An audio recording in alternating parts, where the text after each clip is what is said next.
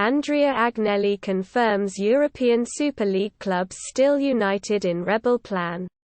Andrea Agnelli has confirmed that the clubs who failed to launch the European Super League last year are still united by contracts in plans for a reboot.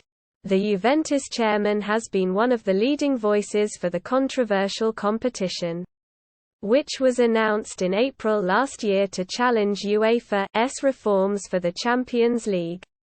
Manchester United, Liverpool, Arsenal, Chelsea, Manchester City and Tottenham Hotspur all signed up but pulled out after fierce fan protests. But now, at the Financial Times Business of Football Summit, Agnelli confirmed that plans remain in place thanks to contracts which the Premier League, Big Six, and 6 others signed up to. The Super League hasn't failed. In my opinion, European football is in desperate need of reform, the Italian was quoted as saying.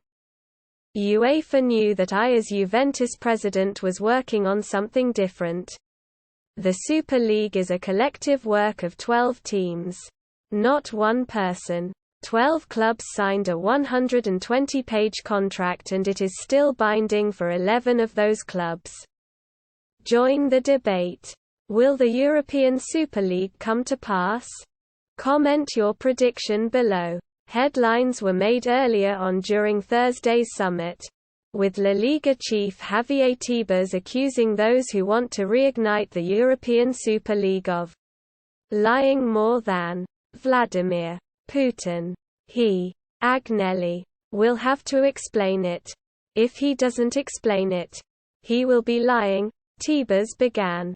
A week ago, I think it was in his house, there was a meeting of the 3 teams. Now they are saying they don't want fixed slots. Real Madrid are saying they don't want the first slot. It is false. It is very difficult for the English teams to form part of this competition, so they are creating a European League with 2 categories and the national leagues are the second categories. There will be 2 or 3 people relegated, but there will always be the typical teams, Juventus, Barcelona, Real Madrid. It will be difficult for them to go down. They have made enemies of UEFA and the Premier League, whose growth goes against their model. We know this. We have got this information. They can say what they want, but this is what they are working on. Every time I read about it, I get cross. I think they lie more than Putin, to be honest. They are insisting that introducing this will not affect national leagues. We must be idiots. We must be dumb. But we all say it hurts the national leagues. For me it is an insult. I feel humiliated. They will do huge harm. Responding to Tebas' comments on Thursday evening, Agnelli bluntly stated, I will not take any questions on Tebas. His words speak for themselves. Meanwhile, UEFA President Alexander Ceferin has accused the Agnelli and company of using Russia's invasion on Ukraine as a distraction. They can play their own competition.